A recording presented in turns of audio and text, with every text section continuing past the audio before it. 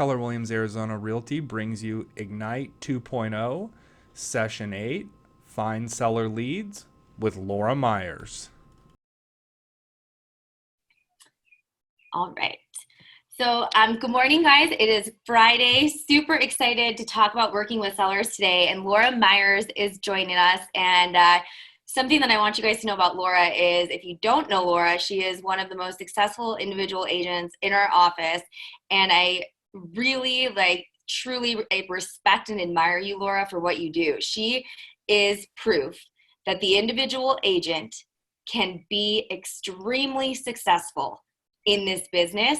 And that really hits home to me, because when I started off, when I was actively selling instead of coming into this coaching role, that's what I wanted to do. And that's what I said. I wanted to be the individual agent. I wanted to hire some leverage, but I didn't necessarily want to run a team. And Laura is proof that you can do that successfully and have an amazing career and business by just hiring little bits of leverage along the way. And the great thing about Keller Williams in general, and Gary Keller said this year at Family Reunion, for those of you that he is working hard to support the individual agent. And that's something that he's going to continue to focus on.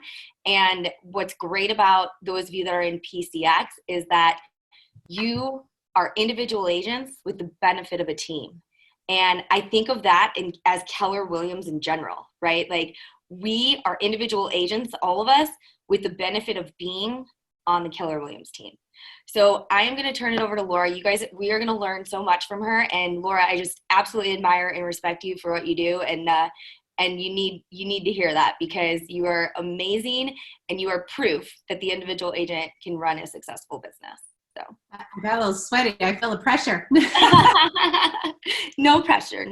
I love the introduction that you made, though, because I joined this company in 2005 when the market was in a prior boom. So we're in this whole pandemic thing. So I got licensed in 2004, and our market was literally just starting to skyrocket. And this company, Keller Williams, actually, as I was coming in and asking myself, where do I fit in? It was more of that faith family business philosophy that attracted me. But it was really that whole coming in as an individual agent, and the team surrounds you from a market center standpoint and then from a company standpoint. I love the full circle that my introduction to this business and where the market was is exactly almost where we are again today, where it's like a whole new shift of the market, as well as the company making its shift too, because it's come full circle. When I first joined, individual agent, teams were still working, but they weren't really understood. And now we've got teams understood, and then going back to understanding the individual agent and providing support in both sides of it. So I thought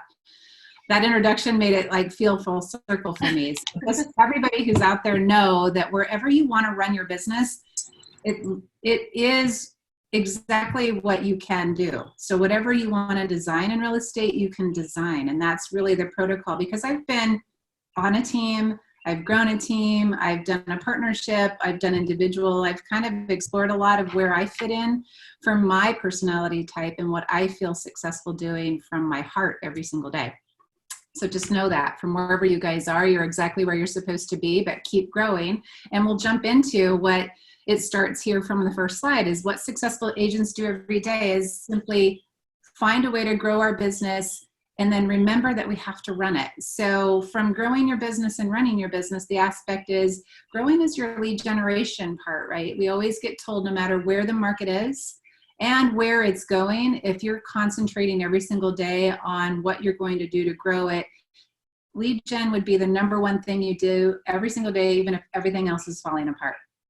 And I know that actually from my personal experience, it's something that's not the simplest thing to do. It means discipline around your calendar and protecting that, in the sense that if the world is on fire and you've got your head down and you're picking up your phone, and just now, especially at times like this, making your care calls. Your care calls is your number one way for lead generation. And I have a perfect example of what I did yesterday as I was calling. I had an open house met that's been in my database since 2005, I want to say, because I met them at an open house 15 years ago. He had at the time wanted to take advantage of the market, but it was booming. And then he wanted to wait because it was potentially going to start busting. So long story short, I called a guy yesterday. His name's Bill.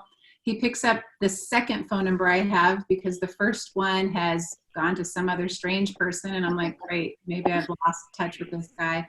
Second phone number he picks up, and he's literally got a 14-year-old son, a 9-year-old son. They had no children at the time that I met them. And he said, you've stayed in touch with me so long. We're not going to sell this house. We stayed put, built on, and we're not going to sell for 5 years, but you're definitely going to be my realtor. So that's a 20-year nurture, folks. Wow. The end of the day, keep your database and nurture it. So this lead generation piece isn't just about who you meet right now that turns into that business, but who are you going to put in your database, nurture, and be okay calling even when you feel uncomfortable.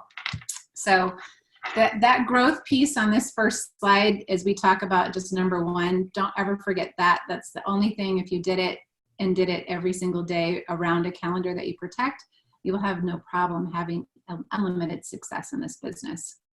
So now the listing presentation piece is probably more about where we would focus on today's course. And if there's any questions though, I'd love to see before I dive all the way in.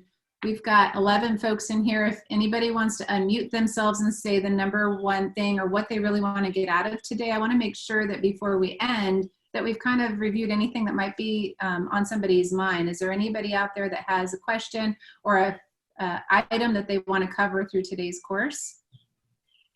Well, Laura, if you have time during the not necessarily during the presentation, but I'd like to hear more about like your timeline, like from when you started, when you formed a team, when you unwound a team, how that all happened, why it happened, just a little, history of the evolution to get you to where you're now a top individual agent. Okay. So whenever if we have time at the end or something, maybe we could hear some of that. Okay. What else? Anybody? And if you guys want to chat, put it in the chat box too. I'm happy to watch that for us, Laura. Yeah, watch that for me because I don't exactly see all that on my end here. Okay, so let's jump in a little bit about the piece of the generating seller leads, right? So seller leads, and I don't know if I'm perfectly going to follow these slides, so bear with me as we're just going to jump a little bit in and out, but put things in the chat if we skip over, if I go too quickly on a item that you've got piqued interest around. So lead generating for the buyers and sellers is simply what I'm doing right now is getting into my database. I haven't really done open houses even before pandemic, but when I first got into the business, I did open houses 6 days a week. So my number one lead generation tool, what resonated for me, I was at the time, 04, single mom, 3 little babies, and needed to make money yesterday. So I went to my team leader at the time and I said, how do I do that? What's my low cost, highest return? And he said, if you're going to spend very little money, your time is really inexpensive, is in the sense that you're not putting cash out, but your 4-hour block around open houses is certainly not going to have something that you're writing a check for, and your return on that is exponential. So what you put into it is what you get out of it. So I got my open house signs and my business cards were the only 2 investments that I had, and I put myself in front of open houses 6 days a week. It was my virtual office, and I didn't even have a computer at the time. So it was literally like hoping somebody comes in. And really my mindset all around that was critical, because if one person came in or 100 people came in, because mind you, we were at a market where there was frenzy going on. It was literally about who could I connect to who had now business needs. So in that sense of how to find out whether or not that person walking in the door, they were obviously snooping around at the open house for one reason or another. I loved my nosy neighbors. So my nosy neighbors were like, oh, they must be thinking about maybe redecorating for their home just because they're simply nosy, and that's okay to nurture them long term. But there also are folks that are like, what do I need to do to my house to get it ready to sell? So having the right mindset around everybody coming in, who they might be coming in for, themselves, for somebody else. It's all about asking good questions so that you can end up with the scope of who might be your best client. And I might just throw some stories in here for perspective, but one of my most, I'd say, successful mets at a open house was a client that I think I've closed about 15 deals with over the course of the last 5 years. They walked to an open house. They literally thought it was great that the price that we had on the listing with something they'd love to sell their house around too. So at that point, he was a very rude gentleman. So you have to be able to handle all personality profiles, having your scripts behind you and what you are willing and not willing to do needs to be managed in the sense that he's like, I want to sell my house. Can you be over here at 3:30? And I think we had, maybe it was like 2 o'clock or something. Can you come around 3:30? We're going out shopping. I said, no, I cannot, but I can come at 5:30. You've got to know your calendar and be able to speak to it. And what commission do you charge? And I said, oh, those are great questions. We'll handle that appointment. I can meet you at 5:30. And he's like, oh, I don't know if I can do it. So it was like a lot of just banter. But long story short, set the appointment, did not cave to the questions. I kept that on, hey, that'll happen during the appointment. Went over, signed the listing, got him sold, and I've had continuous support. They're actually really good friends. But there is open house opportunity. Pandemic-wise, while we're not able to get out into the field, I don't know all the answers around how people are doing that right now. I've seen open houses signs out and about. I don't know if you folks are being encouraged to do them or not physically. So in the sense that if you are, some of the tips that I've seen about protocol is to obviously have your health and safety masks, all the booties and your sanitizers, so that you're having one person come in at a time, and it would only be people that would be on the deed to the home. So having good questions before they enter the door. And now with the heat coming on, you might have to find some tricky ways to be able to receive people at the door before they walk in. But I will say this, if you're able to do that, that is the best. We're at the best time right now for all the questions that we ask up front about being pre-qualified and willing and motivated would be a perfect way to even meet folks right now. So if you're of that mindset, I'd be putting those critical questions in front of everybody. Like even with my listings right now, we get a showing request. I'm asking for the pre-approval. I don't need to see the letter in all cases, but all the agents out there, they're telling me their clients are ready, willing, and approved, pre-approved, not pre-qualified, to buy the home. And every single listing we've put on is sold within, days, if not hours still. But we've eliminated a lot of looky-loo showings. So go into the other side of that coin. If you were able to be lead generating in your database, or if you're out at an open house, you literally can ask every lead the critical question around protocol for safe and healthiness, saying, we're only showing pre-approved. Have you talked to your preferred lender? And of course, when you're going through that conversation, you're always ending it, and you have a home that you need to sell in order to buy. So your seller leads will come through that protocol of questions, and buyers are willing to answer it right now. They're more willing to answer all of these things. So your time in lead generation is better than ever, if you ask me right now, to be able to have that conversation and people are not resisting it. So there was a tangent right there. Let me just see if I can. Great one. It was a great one. So seller leads are really around, I should have got water because I'm going to talk a lot and I just got a frog in my throat. So the seller lead generation is right now, call your database, ask how they're doing.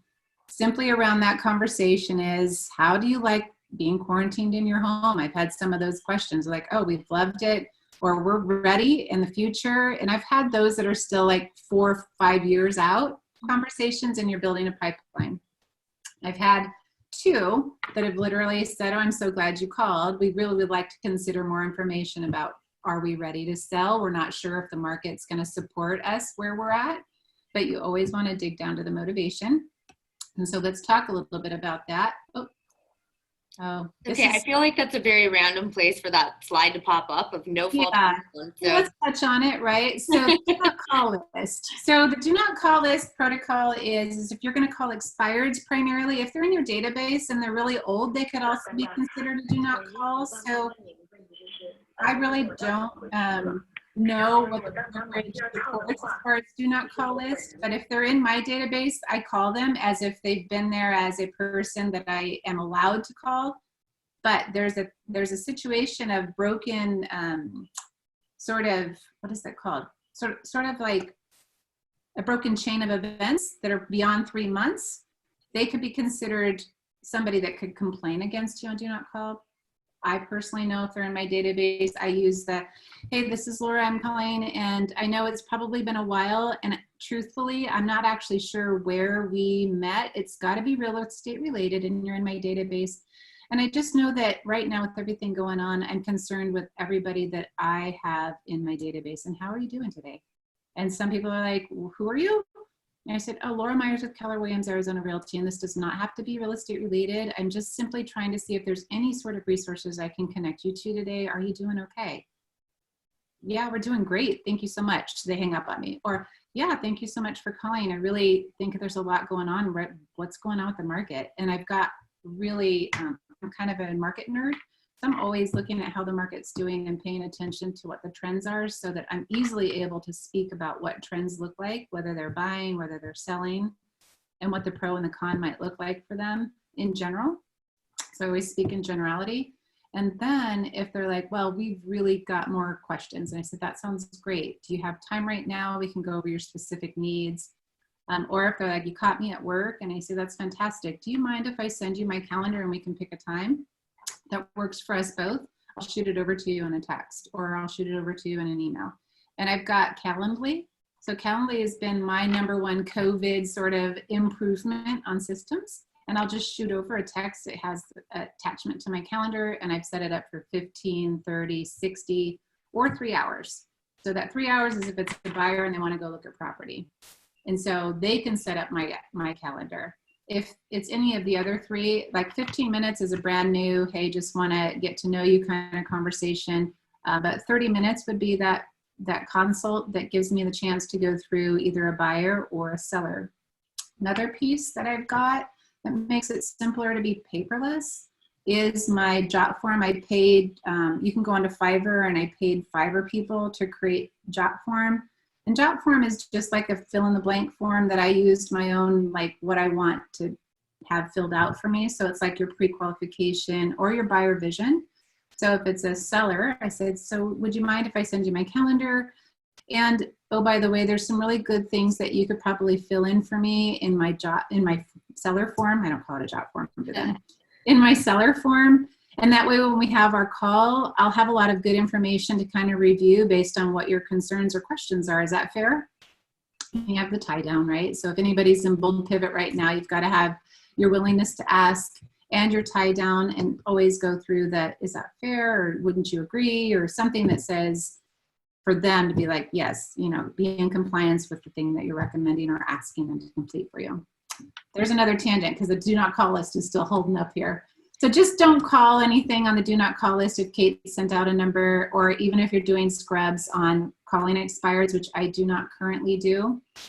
But if you're calling expireds, that's probably the #1 list that people can get that $10,000 fine for. So be conscientious around it and do the very best you can. If somebody's mad at you when you call, just say, I'm so sorry. I'm going to make sure you go right on my do not call list, and we won't bother you again. And then hopefully they're fine and move on. All right. So finding the seller leads, we just reviewed the database. We just talked about open houses. Your daily 10-4, I don't know if people are doing that so much with COVID right now, right? Is the 10-4, 10 previews and 4 note cards? Remind me. You're right on. 10 note cards, 10 previews, 10 contacts made, 10 adds to the database.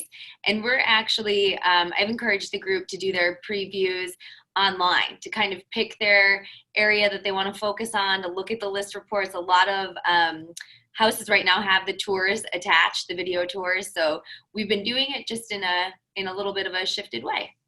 Yeah, actually that's a really great recommendation. And then also play around as if you have a buyer, and if you're doing like hey, I'm checking out this daily 10, see if there's one that would pique either a faux or a real buyer that may or may not be buying right now, and run your comps so that you can start to see what does the area look like for value and how is that trend. So those things in your mind, as you get them under your belt, the conversations with your actual clients really flow so much more efficiently with your confidence in place first.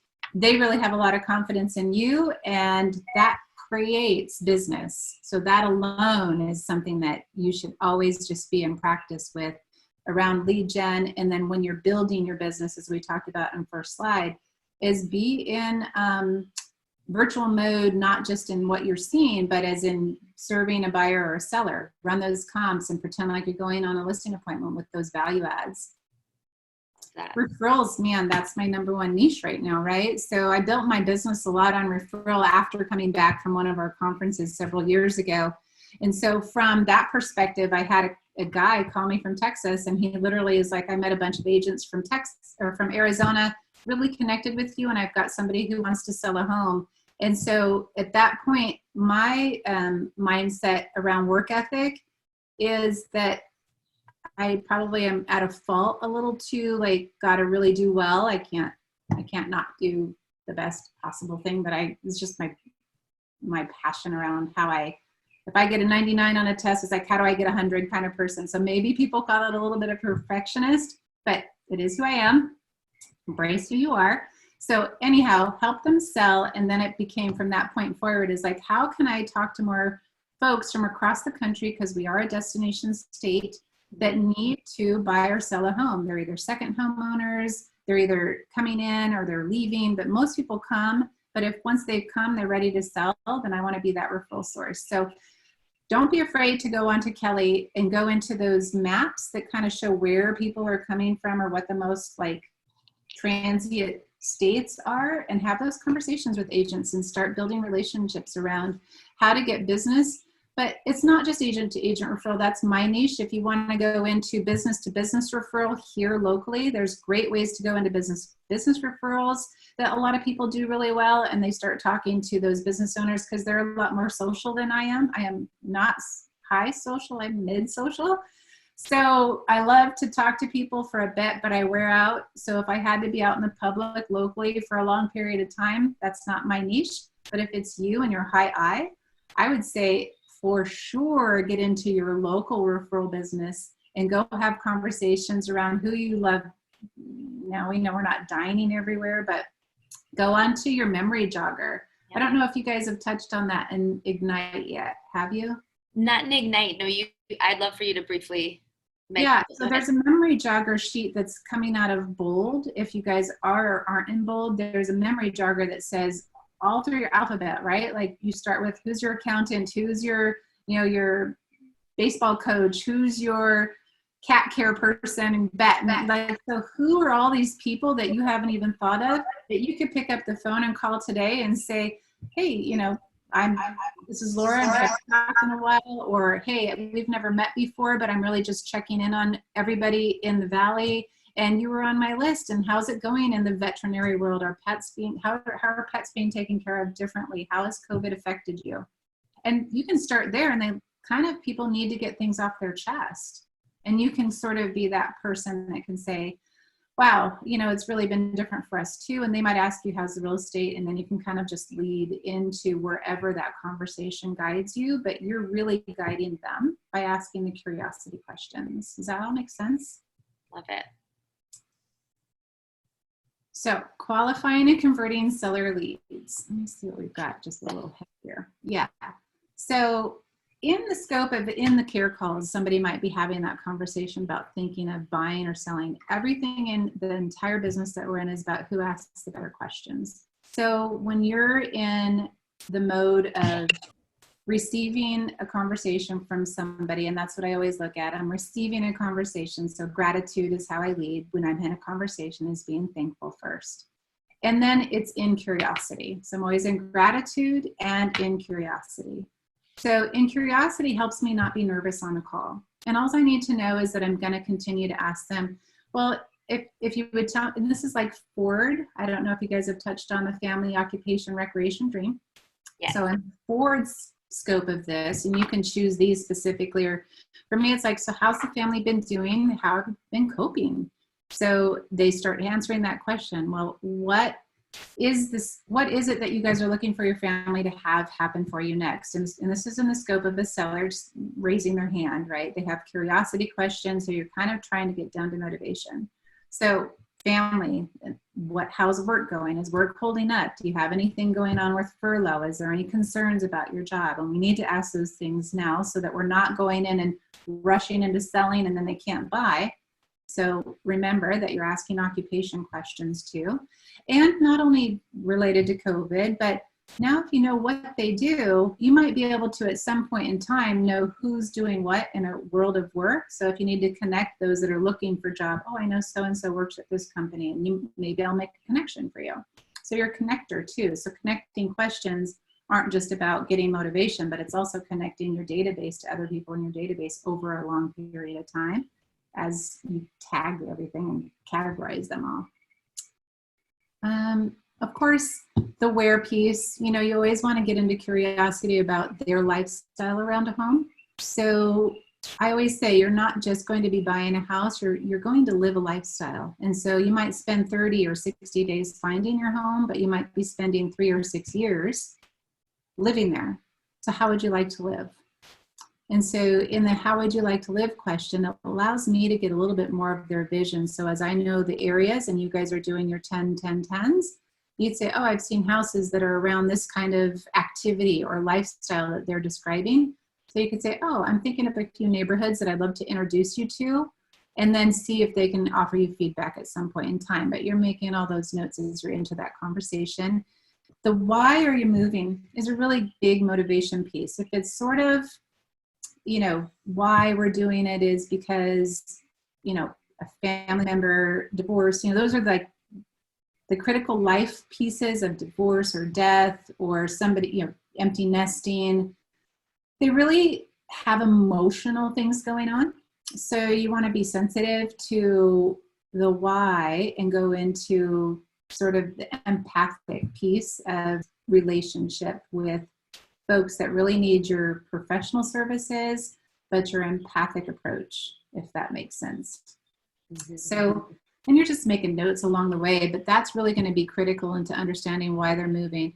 If their why doesn't lead to anything that is a must, right? So there's always conditions, and then there's things that we can, I don't know how to explain it. There's always a vibe that I get that I'm like, ooh, they're just probably going to be tire kicking.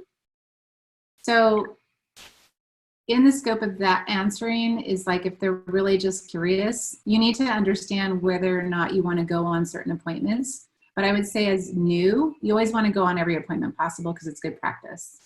So whether they sign or not, you know, you'll know at the time that you're trying to get them under contract. But I'm the type of person that I've never actually personally had an expired listing.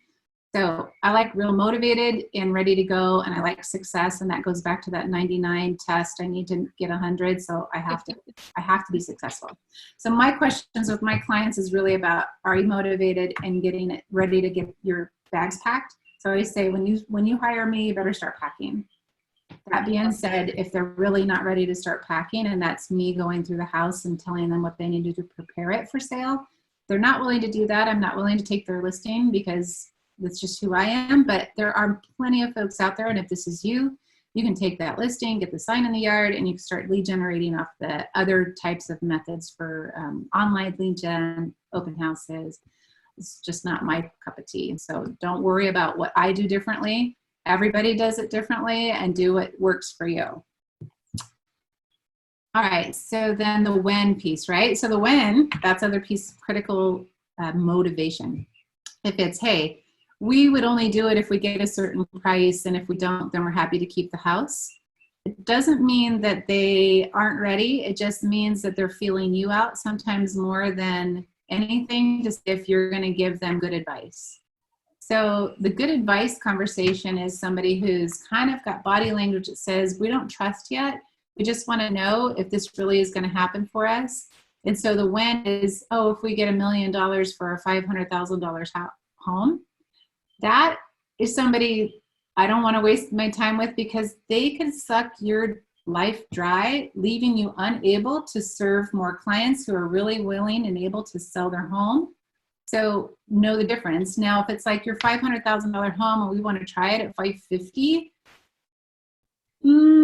maybe I'm going to say, let's try it your way for 2 weeks. And if it doesn't work your way, are you willing to go my way? If their dialogue is open, then I'm more than willing to serve their needs with a strategy. Uh-oh, is my internet unstable? Yes. Hopefully I didn't kill you guys. We can still hear you. It shows you a little bit, but there we go. We're good. Okay. So if they're willing to, if I'm willing to go their way, if they're willing to go mine. So if it's a back and forth, then you can go ahead and have a question. You have your sign the dotted line, knowing that they're going to follow a protocol that you've set for them. So the win piece is, yeah, we really want to get it done if we can get our price. But if they don't get their price, they still are willing to go your way, then you certainly have a conversation that's worth it. How do you plan to do this? So that's a question I don't personally have directly. So I really just go into, here's how we are planning to do it. I always believe being in partnership with my clients. And if they're willing to be in a partnership with me, I found that's a respect that's mutual. And you know that there's folks out there that don't really see us as anything other than a commodity. And it's okay. It happens a lot to us when we're brand new in the business. It's happened to me too. It's great learning.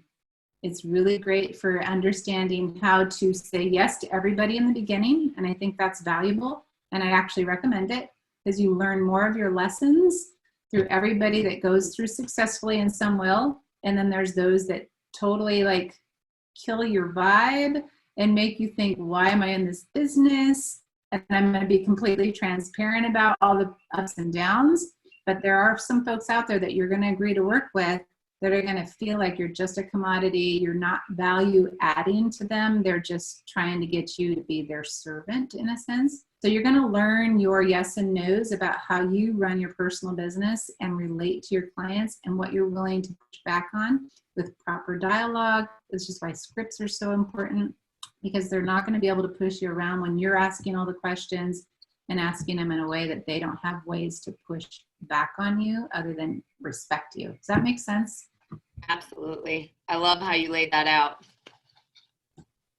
So go for it. Just know when you're ready to be done and have a line in the sand. But at this point, it's all blurry for you. So be okay with that. It'll define itself. All right. I really love the A, B, and C categories. Theirs are defined a little bit different here, but I love the way it's done. And I've always called A's ready, willing, and able, ready to go right now. My B's are ready and maybe not able, so I have to get them through the pre-approval. And then my C is ready and able, not willing. They're really in a time frame of, we're not sure if we really want to do this. So they're on a longer nurture. And the check-in action is really where your gold is right here. So the action on this slide is what we call the follow-up, right? There's much you can do. You can sit and learn every single day in this industry. You can feel like you've got so much that you're gaining. But if you're not doing your follow-ups, nothing else matters. Your gold is in the follow-up. And that just means have your database set up so that hopefully you open it up every day. You look at your tasks, and it says, these are the people you need to call.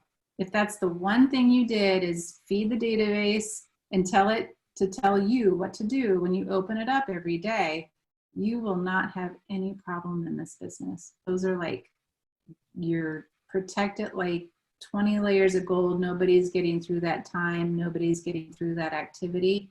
And if you have to stay up late to do it, if everything around you, as far as your self-care, your family care, don't not do those things. But if that means after everybody goes to bed, you need to stay up for 30, 45 minutes to an hour to make sure everybody's entered, do that. It's the best service to your business and to yourself and your big why. So if we've talked about the big why, hopefully everybody's defined one. If there's something that keeps y'all going every single day, and if you haven't identified it yet, keep exploring it, because sometimes it's hard to get it nailed down and we think it needs to be a perfect answer.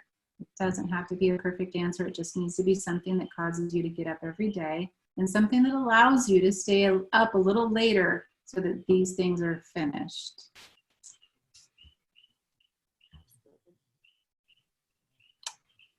Categorizing your seller leads. So this is a little role play.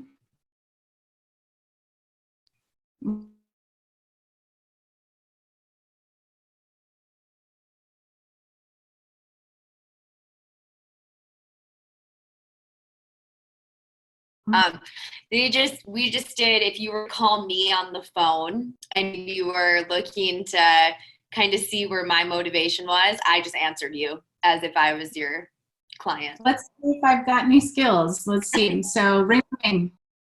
Hello. Hi, is this Jackie? Yes, this is. Hey, Jackie, it's Laura Myers over here at Keller Williams Arizona Realty.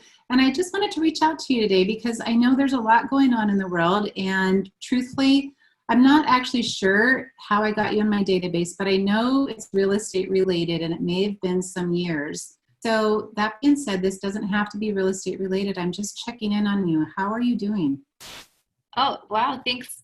Thanks so much for asking. We're actually holding our own and doing pretty good. How about you? That's really good to hear. I'm doing really well. There's a lot of changes going on in the world. Have you guys had to experience a lot of changes at home? You know, we're fortunately, and we both got to continue on with our job and just kind of shifting to a lot of at-home work like many other people have, but luckily we were able to continue working.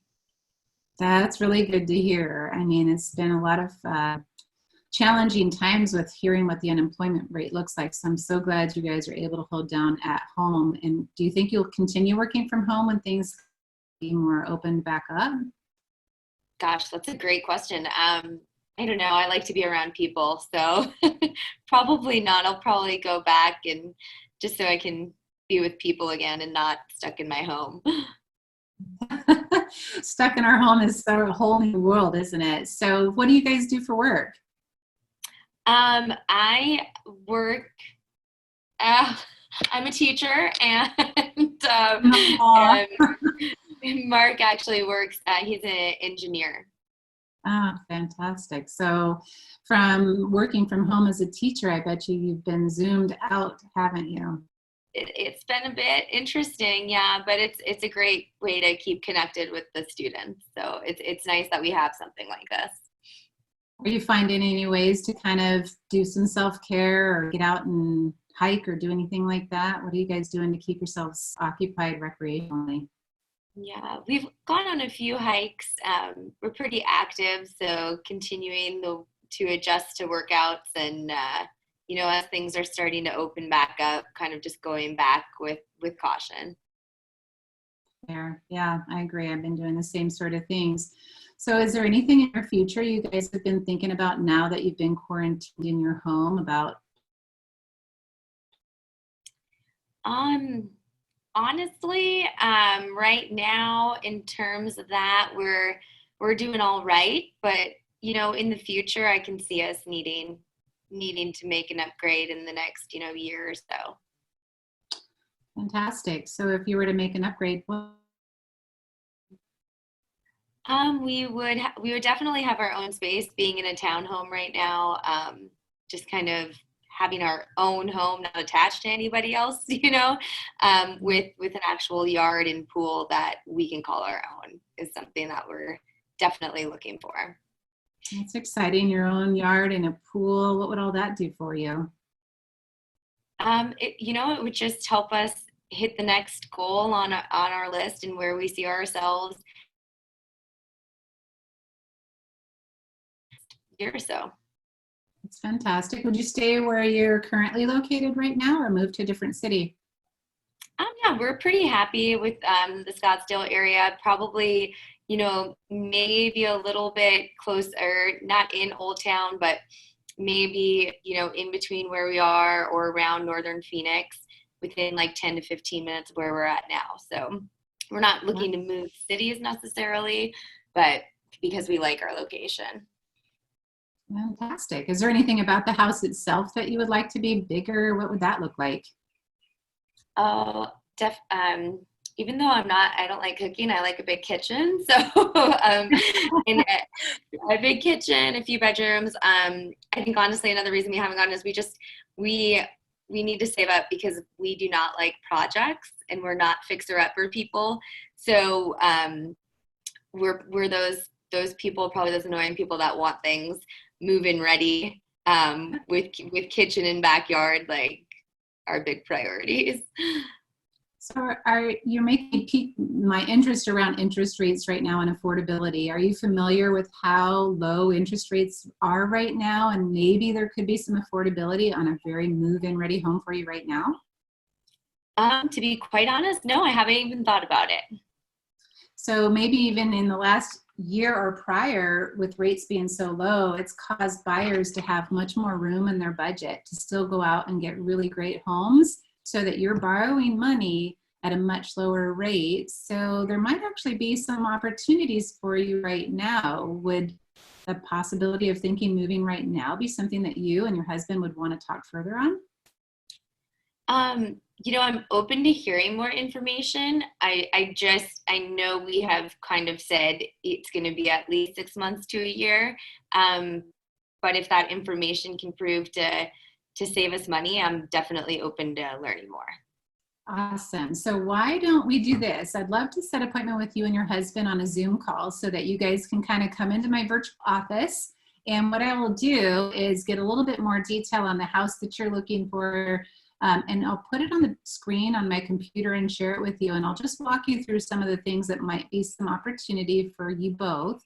So you can kind of see what's out there that might fit you in a budget that you'd love to spend. What are you guys thinking about as far as your monthly payment that would be comfortable for you when you buy your next place? We probably don't want to go any higher than $2,100. Fantastic. And so when we talk about that budget too, it doesn't usually include an HOA, and some of the South Scottsdale area doesn't have HOA either. Are you comfortable with a low HOA, or what's your thoughts around that?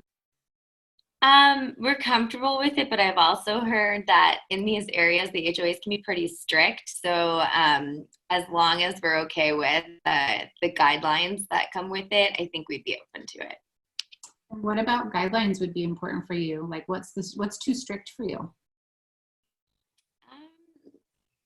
Mostly I'm thinking about extra fees for how the outside of the house looks, or fencing, if it has to be a certain way, pets for the future when we get a dog.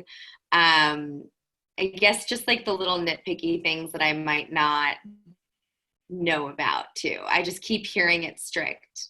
So that concerns me. Yeah, I think that pretty much overall it'll be no weeds in the yard and don't keep your garbage can out overnight. That kind of stuff is really strict, but it keeps the values of your home in the neighborhood looking good so that your appreciation goes appreciation works for you. So that being said, we could talk a little bit more about that during our call. What would work best for you? I mean, I've got evenings between 5 and 6, or there's midday between 2 and 4. Which typically works best for you? Evenings would be better because Mark's still going into the office. So evenings would be better. Oh, sorry. Didn't mean to cut you off. Okay. So just looking at my calendar, I've got today's Friday. So I've got tomorrow, Saturday at 5, or we could do Monday at 5, which would work best for you. Let's do Monday at 5. Awesome. Well, what'll happen during that call, again, I'll just zoom in. So I'll send you a link prior to that. And if you don't mind, I also have our buyer vision form. I'm going to shoot that over for you guys to complete together. That'll just give me more insight to what we were talking about to help me prepare for our call on Monday at 5. Is that fair? Yeah, sounds good. Okay, perfect. Thanks so much for your time. And then I'll look forward to Monday at 5. Okay, thanks, Laura. All right. Any questions on all of that? It was a little bit this and that, but anybody have any questions or what they saw that they would be curious about more info on? I don't know if I was curious. Jackie kept pushing back on, we're probably not going to do it for a year. Probably not going to do it for a year. So do you find that it would be effective to set a meeting and actually go through it now, or just say, let me send you a little bit of information and then we'll contact you a little bit in the future when you're closer to being ready to actually buy? So buyers don't know what they don't have. Like, they don't know what's available to them right now. And 1 year is not that far away. And as a pro, not knowing interest rates are going to be in a year, she could actually afford less home in a year versus right now. So if she could see that she could afford $2,100 a month being in the house that they have as a vision with less expense, or more house for less expense, future holds, then it's worth it for them to check it out. And I don't mind educating them so that at that point, when they're educated, even if it is a year from now, they're going to pick me a year from now, because now I've just established a relationship with the consultation.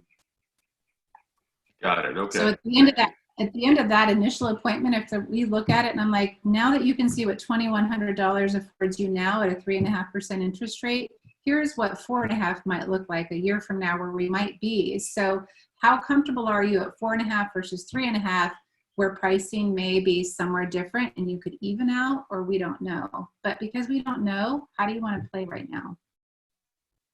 And they get to say, you know, I'm not pushy about you to buy right now, but if they've been educated and they're like, wow, we didn't know this, we'd love to start right now. That could happen. And I'm willing to go into this conversation with her because 1 year's not that far away. And when they know better, they make more informed decisions, and she could jump right in immediately. Yeah. If I simply just said, let me set you up, that would depend on if she really was like, why are you talking to me? Get off my phone. But she was like willing to answer my questions and say, we've had a vision of a house looking like this. We have a budget like this. All these are perfect answers. She'd be able to say, I can consult you now. Not necessarily sure where the end of that consultation is going to put us on a time frame, but I know it'll put us on a time frame. And I like too, Laura, how you focused it around the buying side, but it really still ties into us as sellers, right? Like you were having that conversation, but you were asking like, okay, why you were getting the motivation, and then you heard the vision and you dug deeper into the vision, which on the other end of that call makes me think, well, gosh, if she really could show me something, that'd be awesome. You know, so it really like, I think it was cool to see you, somebody jumping in could have thought that was a buyer conversation, but really it still was a conversation you were having with the seller and tapping into motivation so you have something to go back for when you're tying them down. Okay, so now that you see all the facts, you ready to list? Let's get it on the market. And I like.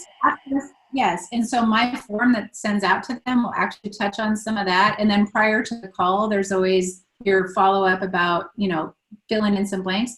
At the end of this particular call, after we, you know, when they get that Monday appointment, I will have had the opportunity to examine and list their home based on the form they're going to complete to me before that call. So there's a lot of other follow-up that occurs. My number one goal is to get the appointment. And so everything else follows, right? Absolutely. Love it. Okay. All right. So asking for an appointment is actually something that's very interesting because so many of us spend time getting into relationship that we forget that asking for the appointment is the goal. So in the scope of asking for an appointment, it's literally about if you're going to pick up the phone and start having a conversation, or if you're going to be at an open house and have a conversation, you're not there just to get a contact to throw into your database. You're there to get somebody to agree to meet with you to further explore whatever is on their mind. You know, so you never know what exactly they're in your open house or when you're calling, how they're going to respond to you. No matter which way it is, it's like, I'm asking for an appointment for any number of things, right? Clearly what we just went through on role play, but sometimes I'm asking for an appointment just to follow up with them again. So it can go all the way down to, hey, we're ready right now, or you're a nurture. So in the nurture side of things, it's like, let's say the conversation, the care call goes in the sense of, hey, no needs right now, no needs right now. I had one guy yesterday who was really wanting to get me off the phone immediately, and maybe a 30-second call. And I said, totally understand your work, and I appreciate you taking the time. Is it okay if I call you in the next 30 days just to check in on you? And he's like, yeah, and hung up the phone. Okay, good. You know, I've got an appointment to talk with him in 30 days. So mindset is this, guys. It's not like everybody is a perfect lead to a perfect seller, but he's actually a perfect opportunity to see if he's a seller on the next call, because now my next call is, hey, we talked about 30 days ago. I know you were busy, you were at work, and I just wanted to check in with you just as I promised I would. So now he's starting to see consistency in my follow-up, and he might be like, oh my gosh, you are good at follow-up, so maybe I'll give you 2 more seconds of my time where I can get into forward, right? Family, occupation, recreation, dreams. And then if he's like trying to rush me off again, say, before you go, I'm just curious, while it may not be you right now, is there anybody in your neighborhood or anybody in your friends, family list that really is ready to have a conversation around real estate, ready to buy or sell? Ask for the referral. So that point, if the connection, let's see, ask for them to reciprocate the connection you've made. I might not remember what that one was about. Bear with me, folks. Oh, you're fine. I think about that one too, almost like your vendor partners and the people that's how I think about it too, right? We are often, sending people, hey, I've got this great lender, I have this great HVAC person that can help you, or a painter. And then then in my world, I reach out to my vendor partners too, hey, do you happen to know of anybody? I know that you've, some of the people in my sphere or my buyers and sellers have worked with you lately. They rave about you. Do you happen to know anybody on your end that's that has a real estate need that we can continue this great relationship with? And remembering to ask our vendor team and our support team for that too. That's really good, Jackie. And you made me think too, because I'll always have the conversation around who are your favorite people that if I ask for your top recommendations of who you love, the way they work, that you could refer me to, because I'm always trying to build a better list of recommendations for people that have needs. I don't care what field they're in, the best dog walker, the best contractor, the best handyman, the best hairdresser. Who are your best in your contact list? So that reciprocation is, oh my gosh, I love my hairdresser. Oh my gosh, I would love to have their name and phone number. I'm just, so go into that piece too, because they might say, it's sad when people say, I know nobody I would recommend. Mm-hmm. And so then if like, I know nobody I would recommend, I would love to be that person for you. As a realtor, I'd love to be somebody that you recommend. What would be important for you to know more about me so that you'd feel confident in recommending me? Oh, nothing. Or, you never know who you're going to get personality, but those questions allow somebody to not, they react more viscerally. And so if they're good people, they're going to be like, oh, that's a great question. Let me think about it. And so some of them are really caught off guard and will really struggle. And others will be like, well, if you did this, this, this, and this, and guess what? You're taking those notes and you're doing this, this, this, and this for them. And then always asking for permission to talk to them again another 30 or 60 or 90 days. So always lead the end of the phone call saying, great, I'd love to just check in with you in another 30 days. Would that be okay? Yeah. So then those calls become easier and easier. You create less of your own call aversion when you ask for permission for the follow-up. Love it. And Laura, someone in the chat box had asked, in our role play, after you and I had the meeting, the Zoom consultation, she had asked, how often would you follow up after the meeting? So the outcome of that meeting depends. So let's say at the end of that meeting, you say, yeah, we're still ready to wait for a year. I say, that's fantastic. Is there anything prior to that year coming up that if the market changes and offers you that you want me to let you know about? So yeah, I know if interest rates start to really get bad, or we want to know if the market starts to fall, crash, however they respond to that leads me into when I could trigger a call again. So I want them to feed me their triggers. So that would be one way. Or if it's like, oh my gosh, I'm so glad we learned we could buy the house of our dreams now, then of course I'm listing the house. Right. So if that sparks new questions, happy to dig deeper on that, but that's relevant to the question that they answer, and they're going to provide my triggers.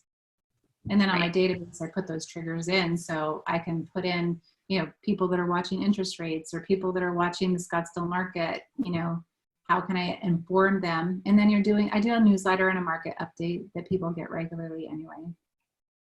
Great.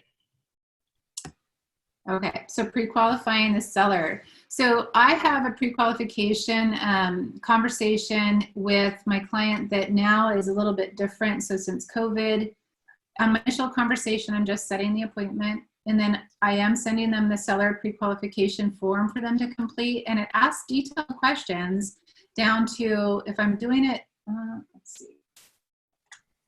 I was going to say they're not sitting right next to me, but I have my seller pre-qualification that understands their motivation, just asking how quickly they want to sell, or if I'm going to sell, if your home were to sell in the next 30 days, would you be comfortable with that?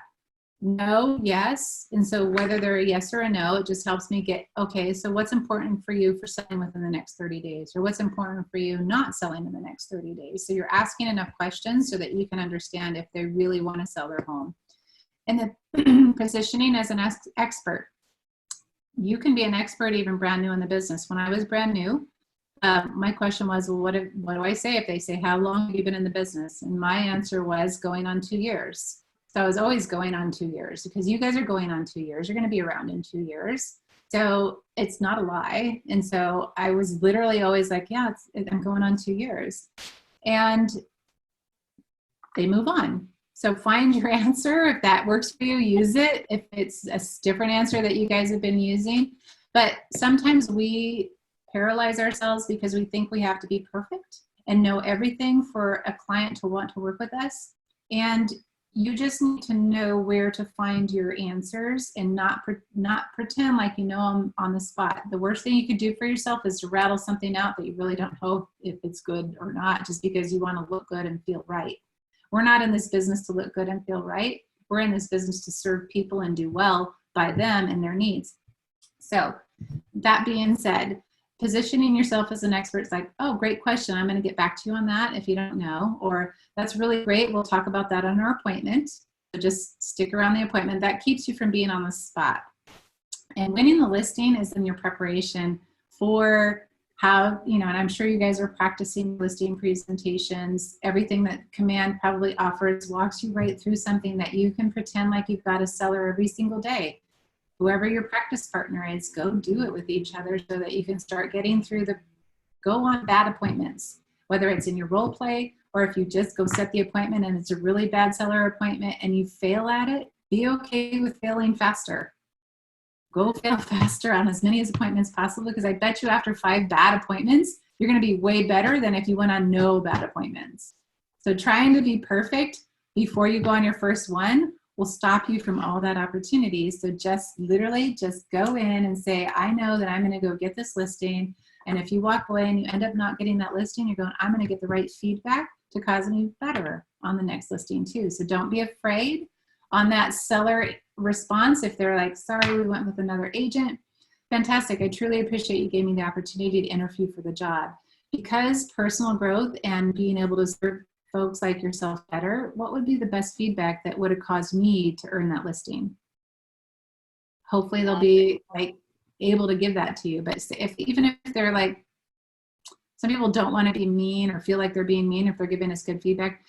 I promise you won't hurt my feeling if you're completely transparent and candid. This is just basically for my personal growth. So I want you to be as completely transparent as possible. It will really help me. I promise. This won't hurt my feelings.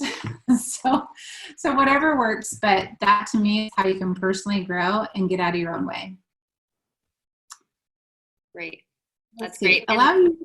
Oh, go ahead. Sorry, Laura, I didn't mean to cut you off. I just wanted you guys to know that in that Ignite Link toolkit that you have access to, there's an example of a pre-qualifying checklist, and also in our PC shared drive, we have an example of one in there. And kind of just like Laura said, it's just a compilation of after you kind of get your hands on a few, you kind of figure out what most agents use and you tweak it to be your own. So you have access to some examples like she was talking about. Yeah, and I think one of the most critical questions on the phone when you're setting the appointment and going through that pre-qualification questionnaire is a lot of people will skip over the question, are you going to be interviewing any other agents for the job? They are afraid to know that answer. Don't be afraid to know that answer. So I'm literally like, so are you planning on interviewing any other agents for the job?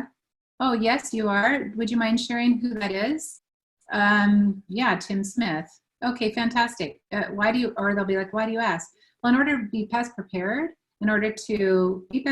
for our appointment is always having enough information to share with you. So if you don't mind, it just allows me to know who you might be considering on your list of agents. And so people give me the name all the time, and then I can prepare. It's like, here's what's really great about them, and here's what's really great about me. And I never disparage another agent. It's really about what's great about them, what's great about me, and why you want to hire me. It doesn't mean why you don't want to hire them, but it's literally going to present to them why they want to hire me. So I'm always in that aspect because we're in this industry together. And so supporting every agent as a really good option is about how our industry stays strong and how the consumer sentiment around an agent stays really valuable. Because if we go in and disparage other agents, then we're devaluing our entire industry. So that's just my personal perspective. I think it would be valuable for all of us to always uplift every single agent, but it's still going to be about why you should hire me. But I have enough information on why they should hire me based on what I'm comparing myself against, not what I'm comparing the client to, say one's wrong and one's right. It's never a wrong and a right. It's always just like, here's my added value. Does that make sense? Absolutely. And if they just look at all my added value and it's still not a good fit for them, I'm fine to go on and find another client that's a good fit for me. Right. So Jackie just went over that, but this is available in your toolkit. So make sure you're using that toolkit in your role play and do that over the phone all day. It's a really good way for you to be prepared for your appointment. So that pre-listing questionnaire is priceless. And the role play, let's see, are we role playing? I don't have access to those things. That's okay. That's kind of like we did an example of a role play, you and I, Laura. So that's okay. We like to just give one, and I feel like the one you did was really valuable for sure. Good. And then if you use that checklist, then you're doing that piece before your actual appointment, and that gives you everything you need so that you can get a good listing presentation going. Okay, so now we'll log into Command to view the listing presentation and designs. And actually, Laura, you don't have to do that right now because I'm going to show it to them after you go off. So if you're okay with that, I'll take care of that after you wrap up so that you can get to your lead generation stuff too. Good. And so I always, at this point in time on setting the appointment, doing the pre-qualification, then I'll follow up with a calendar link and I'll say, I'd love to send you a calendar link for our appointment. And I'm going to include my pre-listing packet with you. This is my paperless way. I say, please review that. Do you think you can take about 15 to 20 minutes to review that before an appointment? And I get commitment. And then that's sent on the way. And so literally at the appointment, I'm like, when we get to the appointment, I'm going to review the property. We'll go over any questions you had, and then we'll agree on a price that's going to cause your home to sell. Fair enough? Yes, fair enough. So that's simple. Laura, if you don't mind, we in coaching the other day, we were reviewing a listing packet and kind of having the similar conversation. Do some people send it ahead of time? Not. When you go to the appointment, do you refer at all to your packet, or are you more the agent that just sits down at the table and walks around the home, has a conversation about that, looks at comps, and then closes the deal? Or are you finding yourself reviewing, going over or highlighting certain aspects of that pre-listing packet that you send out? Where are you as an agent? How do you go about that? Great question. In 15 years, I've never done a listing presentation with my packet or any flip chart or any of that. I've always gone in with the, thank you for having me over. I'd love to know, where do I sit myself at the kitchen table? Great, thank you so much. Now I'm going to review your home, see it through the eyes of a buyer. Will you please fill out my listing my seller VIP form? That'll keep you busy while I'm doing my side of it. So I tour the home, come back. This is a fantastic home. I'd love to review some of the things that I think a buyer might want to have you fix after you agree to list the home with me. And then let's right now, 1, review your motivation to sell your home. 2, decide if you want to price it to sell. Or 3, if you want to hire me to do the job, so that piece. And so then we dive right into, if they've come into agreement at that point, is, well, here's where we're going to go over the pricing strategy that's going to cause your home to sell. And once you agree on a price and you decide to hire me, we'll talk about the staging and all the things that you need to do to prepare your house in the best light possible. So it's as simple as that. And sometimes my only, still after all these years, my only greatest challenge sometimes is to shorten my time, because I like to get to know my people. I feel like when I know them better, I can serve them better. So I have, my weakness is being able to shorten my listing presentation and not spend time getting to know them as deep as I love to do. But there is a strategy that I'm working on to try and, so there's pros and cons of me, and I think all of us will have our pros and cons. But I really love my people. I'm just not a high I, but when I'm one-on-one, I can go for hours. So, yeah. So the Practice of the listing presentation. Oh, so that's just jumping right in. 10 minutes? Boy, if I could do a listing presentation in 10 minutes, but that's my protocol, right? So we just went over it. There's really nothing except for if you guys have questions around that, I can tap into things that might be like more specific on, like, have you been on any of your own and you've run into something? That's a whole like world of unleashing maybe some curiosity questions.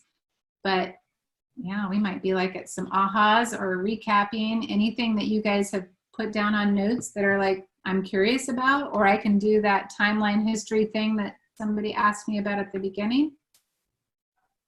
Yeah. Anything about listings, you guys? Why don't we take a few minutes and share a few ahas about what Laura had to share with us about sellers, and then if you have questions, you can include those too.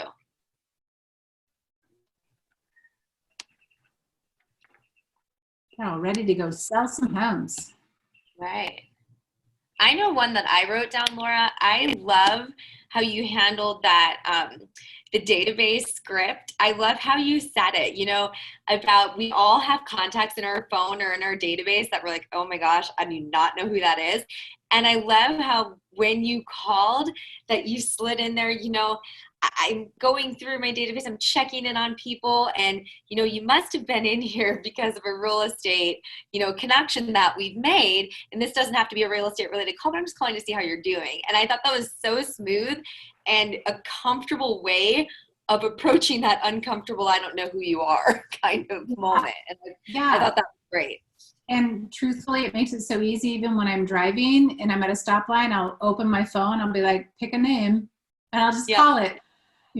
It's like, all right, I have 6,000 people in my phone and like 7,000 people in my database. Maybe there was some overlap, but it's like, even when I'm in the car now, especially being in bold, I'm like, I'll just make a few phone calls as I'm driving. So maximizing our time, like during COVID, it's not about passing the time, waiting for this to be over. It's maximizing your time right now, doing things that other people aren't doing so that you can come out of this ahead.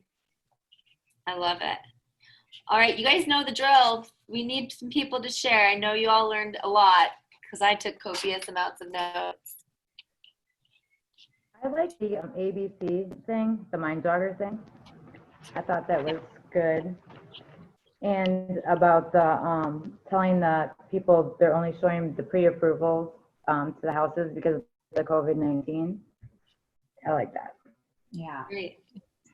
Clients are more willing than ever to comply to what we need them to do, to know we're working with really qualified folks. I love it.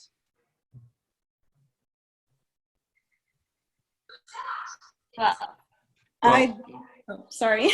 Go ahead. I was going to say, I got a big aha from the idea of just when you're talking to people, ask them for the best that they know.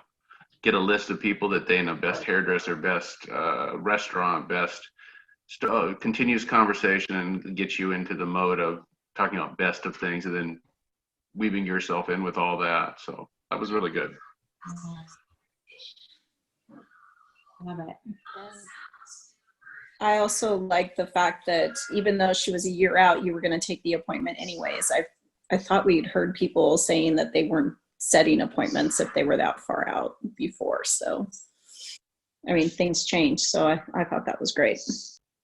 Yeah, I think I'm a natural opportunist, to be honest, and not in a like a gimme kind of way, but in a educational kind of way. If I can really feel like somebody's getting more information than they believe they think they know or don't actually know could be a benefit to them, that's what gets me excited. Yeah. If it's not a benefit to them, it's not a benefit to me. I like mutual beneficial sort of relationships that are guided through expertise and knowledge. When you know better, you do better. Exactly. Well, do you mind, Laura, in like a 2-minute drill, running down James' question from the beginning a little bit? I know we're over on your time, but if you don't mind, in a nutshell. Okay. Yeah, I mean, I was licensed and then went to my team leader and said, oh my gosh, how do I make money yesterday? He said, go on a team. So I went on a team immediately. I was actually a transaction coordinator, but anyhow, went on the team immediately for about 1.5 years, spent time on that team. It wasn't a great match from who my rainmaker was, personality-wise. So long story short, when I realized that my skill set around who I attracted, and then when he would come on appointments with me, we were diabolically different, I said, I really need to go do this on my own, because my clients come after of different personality profile, and I didn't know DISC as deep as I do now, so I can work with all of them. But anyhow, he was the kind of guy that could sell ice to Eskimos, and I will never be that. So anyhow, it was easy to transition off the team and then be an individual for a number of years. And then during that time, there was another agent in my office that was doing a similar, we were pretty close in production. So we were in desperate mode and sort of pain mode. And we're like, why don't we partner together?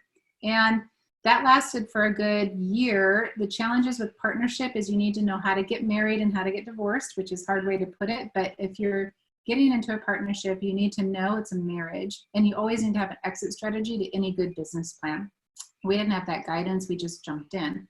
So it didn't really go well for the fact that we were still very different in the way we conducted businesses, and we didn't merge it together very efficiently to understand how to get through the difficult times. And so when things got difficult, we just weren't a good match. Great lessons, right? So then I spent a couple of years going through my own leadership lid and saying, okay, why am I in my own way, or where am I in my own way? And what do I really want to do every day when I wake up? And how do I want to do it? And who do I want to do it with? So that's really been from that period of, well, and actually that 1 year that we were partnered, we built a team of about 7 agents, transaction coordinator, and an inside salesperson, so to speak, which now I just did a care call on that inside salesperson. He was 18 at the time. He's 28, and he's got 1,000 doors of investment property. It's like, dude, he is like skyrocketed. So I'm like, I'm going to bring you on like a sort of snippet for people to learn from how he's done it. Yeah. But anyhow, that whole team environment was literally because we didn't know roles, how to define roles and fit people in different lanes, so to speak. That's really important and critical in building business and working together, is everybody should have a lane they stay in. So really at that point, after we sort of disbanded that, I said, I got to understand my own leadership and how to be a better leader. And do I want to bring people in my world that are going to depend on me? And there was a yes and no to that. And so when I get into my yeses, it was simply about, okay, I probably work a little fast and a little intense. That doesn't always resonate well with people, because I like to get up, go, and do it really, really well. And I think sometimes that puts the fear in people. So I've just been an independent solo because I just work well that way. Although there's desire to grow with the right hub of admin, which I'm still working on hiring, and then building in a showing assistant and some leverage around being able to do a little bit more, because there's a lot of leads that I get that I can't always handle as an individual. Yeah. Great. That was a great answer. That was a very good nutshell. It was like a perfect 2 minutes too. Not that I was looking, but now I just happened to see that. Awesome. Well, thank you guys.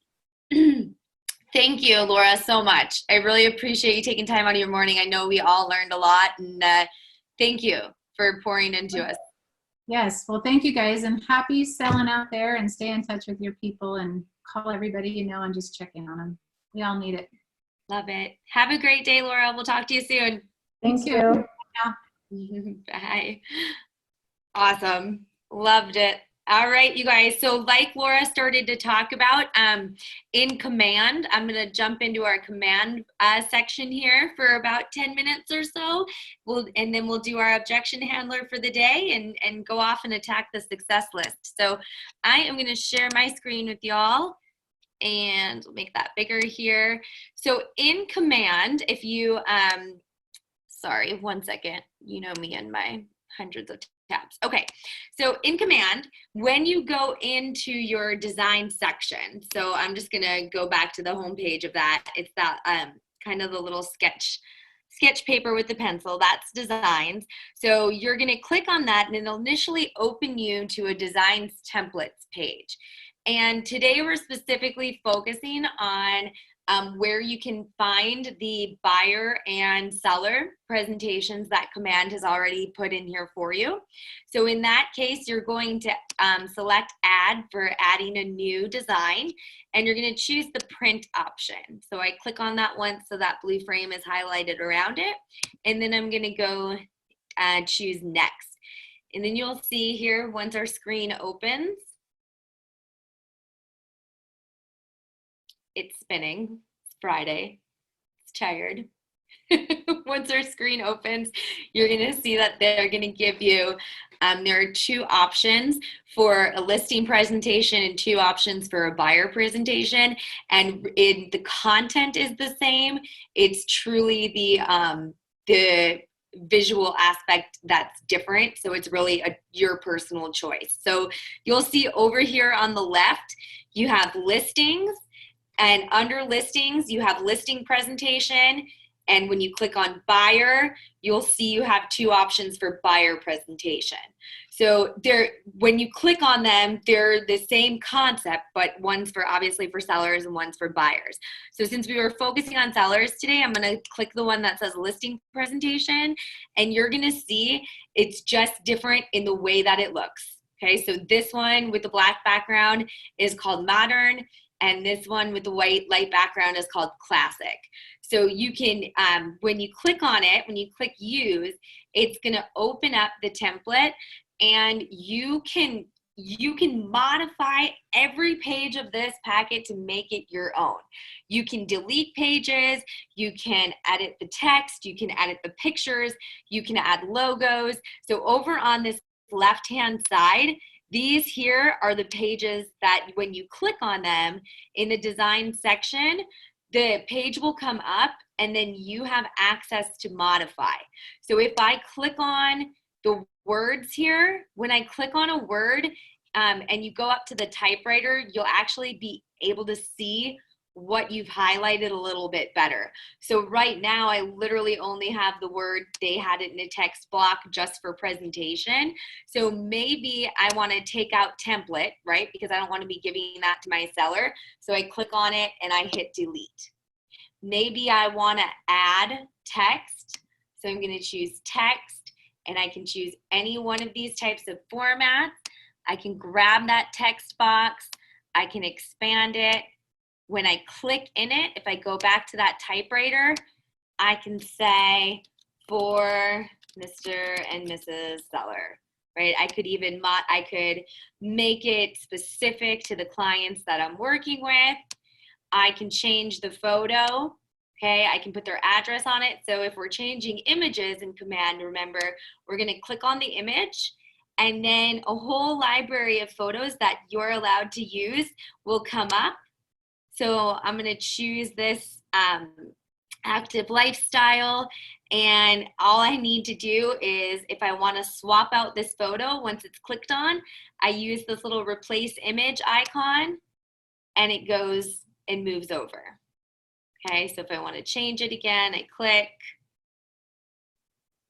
and switch, okay? So that's how you would change the logos. Now, earlier when I was playing with this, I was wondering, where did my pages go? How do I get to page 2? You just have to go back and click on templates, and it will bring you back, okay? So it should save what I was working on that first page. And that could have been because I was hiding the save button as well. So we just got to play around a little bit. Okay, I'm gonna delete that word. Okay, I'm gonna save it. And then it might just bring me back. So you might have to save back and forth a little bit. If someone's done that before, I know Eric has been super savvy on this. So Eric, if you had a tip, I don't mean to call you out, but if you had a tip, jump in. I think it's just a question of doing it yourself. You'll get a hang of it. It's not that bad, but you do have to practice with it. 100% agree. So I'm going to go back in. I think I chose what I was working on. And like I said, you'll be able to edit everything. I'll work on figuring out the saving aspect for you. Actually, it's down here. So it did save. That work that I was doing before, it is saving as we're going. So now we have proof of that. Okay, so it's showing the pages that I'm modifying, and it's putting them here at the bottom so that when we go to put it together, we can. So that is good information. We didn't need to go out of that page. So this page is actually going to give you instructions on how you can go about modifying the listing presentation. Okay, I just put that, here's where they were saved. If you missed that, down here at this pages, it's going to show you what you've been doing. And then if I want to see my full screen, I'm just going to click the arrow down so I can see everything. Okay, so you can keep pages, you can delete pages. You can, again, like you can get your headshot in there, add in your information, put in our Keller Williams logo. So there's a lot of different things, and this is something that I would add to your success list. We know that one of the 5 things that we time block for is going on appointments. And when we go on appointments, you heard Laura even share that she sends her packet out beforehand. So it's good to have a packet that you can give them, that your sellers and your buyers, that they can use as a resource, even though you're not necessarily going through it page by page when you go. So I encourage you, I want you to know that you have access to these.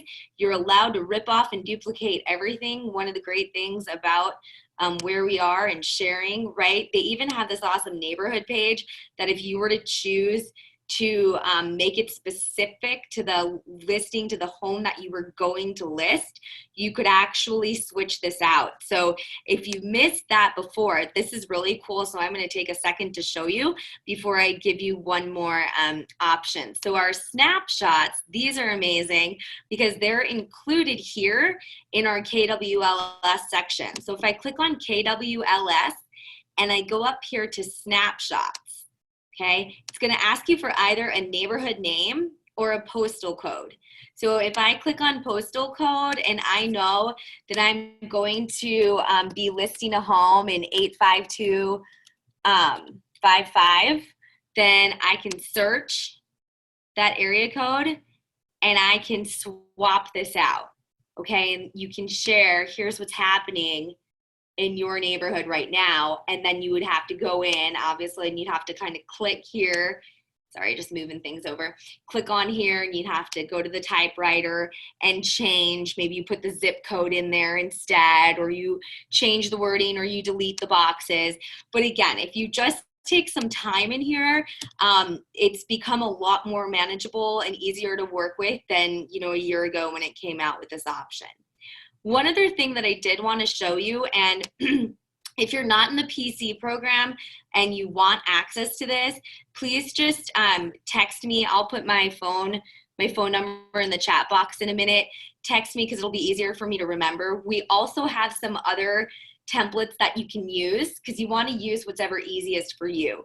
So we have those of you guys that are in PC and are working with sellers and are working with buyers folders, we have packets that you can actually go in and modify for listing consultations and buyers consultations. So it's another option. Maybe you're playing around in Command and you're like, well, I don't know, like this might not be my style. I'd prefer to try another one. This is another area that you can actually take it, save it, and click in there and you can modify it. So you can actually go right in, modify it, and make it your own. In this case, you don't have that in this position. Obviously you have your headshot, but you're not going to have access to all the photos that Command had access to. So that might be the only difference. But going in, and again, you're more than welcome to just copy and paste and use the pages that are given for you. The biggest thing that I caution people about is when we are ripping off and duplicating, which we don't want to ever reinvent the wheel, right? But when we are ripping off, duplicating, making it our own, please make sure that you're reading the ones that Command built and you're reading the ones that Michael Lewis built or that are in our shared drive, because they might say things that you're not willing to do as a seller, you know, as a buyer's agent or a seller's agent. So make sure that you're reading them and using the information that's best going to fit who you are as an agent. Okay. So let me pop my phone number in here. And Christina, that was under the Designs tab, the one that looks like a pad of paper with a pencil. I'm dropping my phone number in here. So if you're not in PC and you want access to those other listing and buyer presentations, they were from Michael Lewis Suite, just text me with your email address and I'll email it over to you. All right, last thing for today, we have our objection handler. So let me pull up today's objection. Okay, here we go. Had to be something to do with a seller because we were working with sellers today. So working with a seller, and the seller says to you, we're just going to wait to list our house until later this year when the prices are better. Read that again. You know what? We're just going to wait to list our house until later this year when the prices are better. So we're going to practice going through our stages, acknowledge what your client is saying, isolate the objection. Other than blank, is there anything else that's keeping you from listing your house with me? Address it, educate them, ask questions, and go for the close. Okay, so again, seller says to you, we're just going to wait to list our house until later this year when the prices are better. Who is ready to give it a shot? Remember, judgment-free zone. We're here to help each other. We learn from each other. You learn better.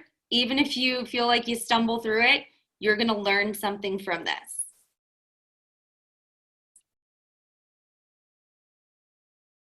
I'll give it a try. I love it. Thank you. Okay, so Dan, I'm going to say it to you. I'm going to pretend to be the seller, okay? And then you can go back. Okay. All right. You know what, Dan, I think we're just going to wait to list our house until later this year when the prices are better. Oh, I see. You wanted to wait till the price going up and maybe wait till later this year. So other than you're waiting for the price going up, is there anything else from keeping you from listing right now? No, we just want our house value to go up so we can sell it for more money. Sure. I understand that. For a seller, of course, we want to less in as much money as we can. If you wait, nobody knows what the future, what the market is gonna do. Right now is like really strong seller's market right now, and we have a lot of ways to help you to cut down some of your costs during the process. So it's a great opportunity right now. Why don't you wanna we could try. Wait, say what you were gonna say. It was really good. You were about to say, wouldn't you? Go for the close. Go for the close. Keep going. What's the close, Julie? Sorry. No, you were doing it. You were just okay. So wouldn't you? So don't you want to sign now? Get your market up? Yeah. No. Go for it. Okay. How do you want to say how do you close it? So what I would do is you were doing a really good job. You did exactly the steps. You acknowledged it, you isolated it, you addressed it, right? You shared really good information. You said the market actually is really good right now. We have serious buyers, and the sellers that are up are ready to sell. You're not in another thing could be right. There's not a lot of competition for sellers. You said sellers market, you brought that up. And then I would say, you had shared such great information that, that we don't know what the market's going to do in a few months. So doesn't it make sense to you, Dan, that we go ahead and get your house listed now while we do know what's happening? That's right. Okay. That's the close. And you were there. I thought okay. So that's the close. Yes. Yeah, so the close is like, and I love that you just dove in, and I love that you asked the question, because if you're asking it, someone else is too. And the close is you're always, just like Laura was saying, that when you're talking with people, you're always trying to set the appointment. When you're at an appointment, you're always trying to close it, to get the paper signed. So think of your close as, okay, like, are you ready? Are you ready to list with me? Are you ready to get your house in the market now? Well, we know what's happening while we're in a seller's market, instead of waiting 6 months from now when you could be competing against other homes in your neighborhood that decide to go up for sale as well. Those are closings. Okay. I learned. Thank you. Great job. This video is brought to you by Keller Williams Arizona Realty TV. For other amazing real estate training videos, please check out the rest of our channel. If you like what you see, like and subscribe. Hit that bell so you get notified as soon as any new videos are released.